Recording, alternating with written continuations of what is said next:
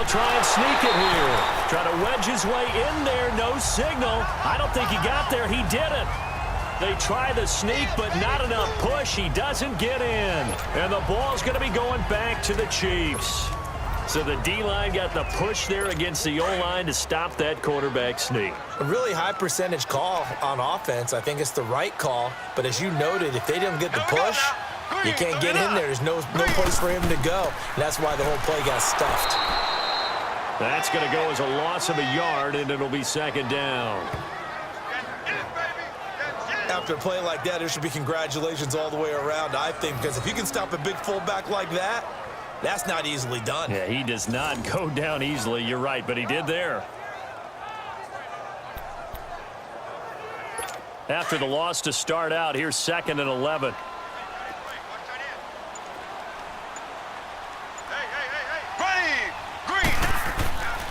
And they'll go on the ground. And he'll find a little space. He gets us up near the 10. They get 9 yards back on the run there, and they're left with a much more makeable 3rd and 2. On a 2nd and long, it's really nice to see an offense that has enough confidence to run the football in that situation. I think that goes back to their practice and game planning. They've seen things that they've seen on tape and in previous games that led them to believe that even in a long-distance situation, they can still run the football and gain enough yardage to put themselves in a good spot on 3rd down. A 3-yard gain and enough for the first down. I haven't met a football team yet that runs the ball successful.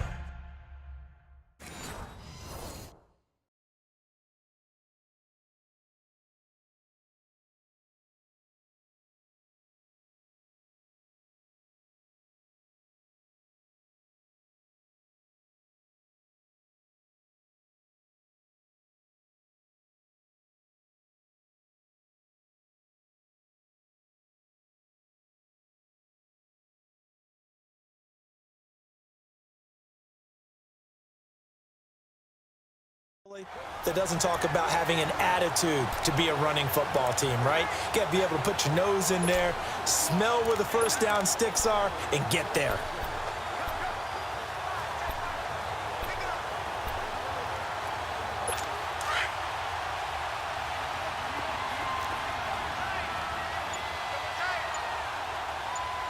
Here we go now.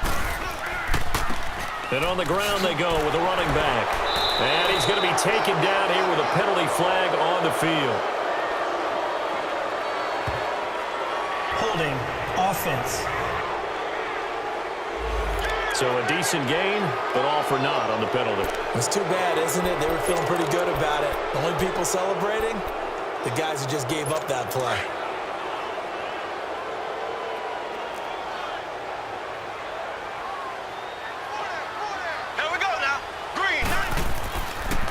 And they'll go ground game here with a tailback. And he's going to be taken down here at about the 10. Looks like they're establishing a pretty good pattern here because they've been very heavy in the running game on the last 4 plays. Yeah, you took the words right out of my mouth. So far, 4 plays in this drive, all 4 on the ground.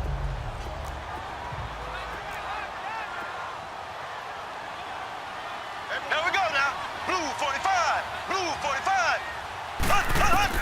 Now they'll throw with Mahomes. On target over the middle to Hill. And able to get this one out just shy of the 25 at the 24. Over 70 yards receiving now for him in his first half alone, as he's got a first down on that last catch.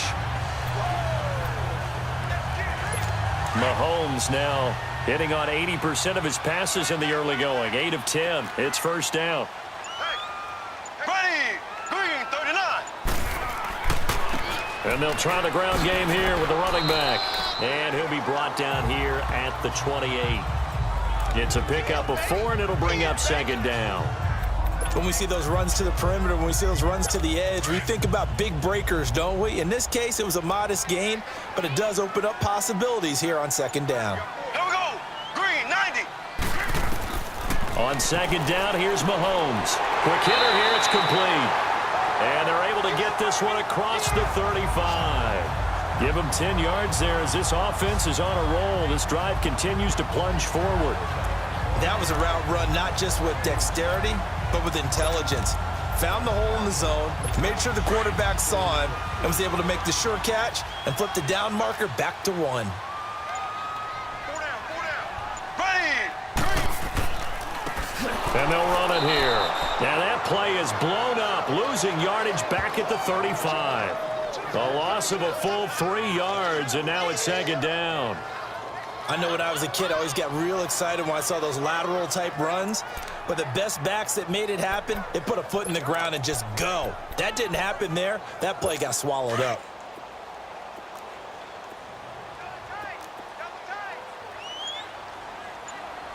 Here we go now. Blue. And they'll go with the ground attack here. And he is met in his tracks behind the line of scrimmage. That'll be a loss of a yard, and it leads to a 3rd down. An interesting and intriguing decision there defensively because they kept extra DBs on the field despite seeing the multiple tight end look that came out for the offense. I thought they were going to switch out of it. I didn't know if they felt they didn't have time or what the case was. Well, in any event, the extra speed allowed for great penetration as they stuffed that one behind the line of scrimmage. Fighting to stay upright, but he can't get away forever, and down he goes. Reuben Foster in there to drop him for a 6-yard loss, and that'll lead to a 4th down. Like the footwork back there, I thought he did a pretty good job of evading that first wave of players. Tried to buy a little extra time out of the pocket, but in the end, oh, that was a tough one. Yeah, winds up getting buried for the loss. Give him 11 yards that time on the return, and the Niners will go on offense, 1st and 10. And San Francisco gets set to go here. And last time, they had it 4th and goal, rolled the dice, didn't get it. Now they've got to put that behind them, try to put together another drive. Hey, a simple tip of the cap, a nod of the head to the defense. Congratulations, you got us last time. But you didn't hold us the whole time. We got down to position. We were able to be in position to score. Let's go ahead and attack again. Continue to have that kind of confidence, not worry about the one play that didn't allow them to get into the end zone. And this time they'll be trying to get it into the end zone. We'll see what they do. 2nd and 5 after the 5-yard completion on 1st down. Hurry up, here we go. Green, 39. Green. They'll run it now out of the gun. It'll be a pickup of a couple, and it leaves them with a 3rd and 3.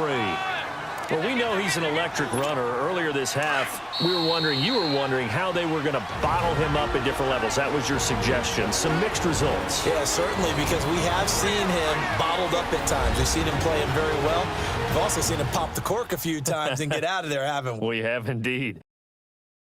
A reminder, once we hit halftime, as we do all season, we'll send it down to Jonathan Coachman in Orlando. He'll have all the stats and scores from games in progress around the NFL. The best multitasker in the business, the coach. The Niners on 3rd down. They've hit 2 for 4 thus far. Here it's 3rd and 3. Now let's go. They'll set up a throw. He shakes him off. Toward the sideline. Did he keep the feet in? Yes, he got them both down, says the side judge, and that's good enough for a 1st down. They convert on 3rd with a gain of 22. And that's how you pick up a 1st down. Not only does he make the catch, but has enough body control to get his feet down inbounds, toe tapping and dragging to make sure he gets it done.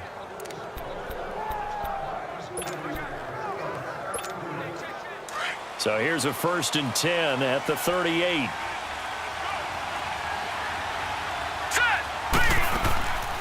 They'll run it now out of the gun. Give him 5 on the carry there, and it'll be 2nd down. I call that play a success. A nice inside run sets up a very manageable 2nd down, a very solid gain on that play.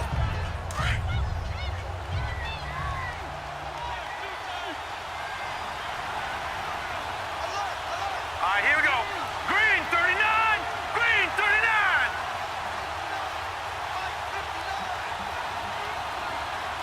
That's right, baby. They don't want it.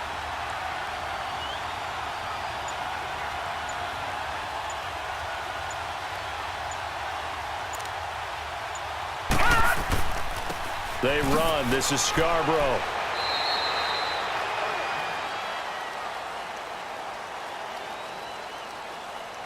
Holding offense. That hold coming from the middle of the line, the center. And it's difficult for him because sometimes you've got people right over you, and as soon as you snap it, trying to get your hands up and block them, you can be a little bit late getting it done. Temporarily out of field goal range now as they come up on a 2nd and long after the holding call. Now let's go. Back to throw. And the hit jarred it loose. It's incomplete.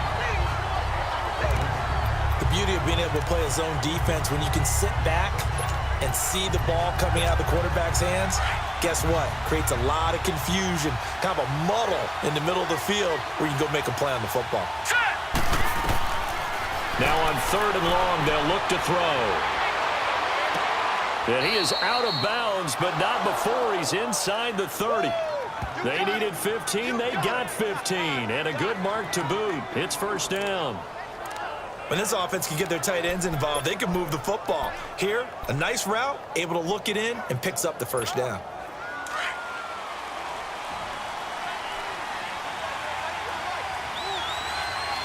Here we go now. They'll run it now out of the gun. And he is met at the line of scrimmage, and he goes down right there. Officially no gain on the play, and it's 2nd down. Then he got off the end there very quickly to make that play. Yeah, it was almost like the bullet train, wasn't it? I mean, just zoom. Quick, quick, quick. And what a terrific play, holding them to no gain. All right, now, lucky 56. Lucky 56. Now he'll look to throw here on 2nd and 10. And that one will fall incomplete. Clock here now just under 30 seconds to go in this 1st half. It's been my observation there's been a nice variety of play calling defensively. You and I often talk about an offense's ability to keep a defense off balance with what they're doing. I think the converse has been true in this game. Yeah, I think you're right. They seem to have gone off tendency quite a bit, but only the 2nd quarter, a lot of time to change things. Oh, it stays up. And with a flag down, he goes down. So they're able to sack him. Now the penalty looks like it could be holding. Let's find out. So instead of giving them another 3rd down, they'll decline it, brings up 4.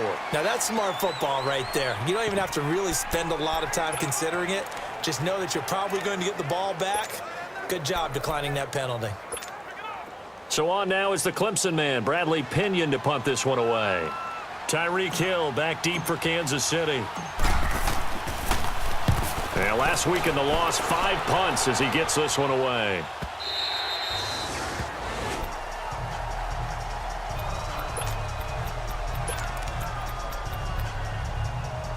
"15 seconds, all that remains for this 1st half as they come up 1st and 10.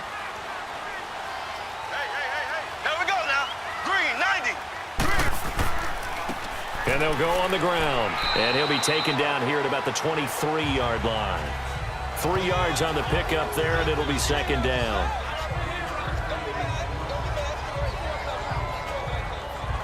So we have reached halftime here and a good one. 10-10 is our score. As we'll head down to Orlando, that's where we find our man Jonathan Coachman at our EA Sports Halftime Report. Coach. All right, Brandon, we'll get back to you and Charles in a bit. But first, let's get to some of these scores around the NFL here in a busy Week 14. We'll begin down in the Bayou. The Browns from the AFC visiting the Dome to take on New Orleans. And it's the Saints who have the lead in the 2nd quarter. Michael Thomas, a touchdown reception. Next, we're off to Baltimore to check on the Ravens at home at M&T Bank Stadium. And you can see they trail in that matchup against the Pittsburgh Steelers. The Steelers seem to be on their way to what would be a good victory. Lastly, let's get out to Jacksonville. See what's happening with the Jaguars at TIAA Bank Field. And they have the lead in that one over the visiting Indianapolis Colts. The Jaguars trying to gut this one out as it would be a good victory for them if they could get it. Meanwhile, in our game, it's been as tight as we expected, all tied through 1 half of play. With the call of the 2nd half, let's get it back to Brandon Godden and Charles Davis.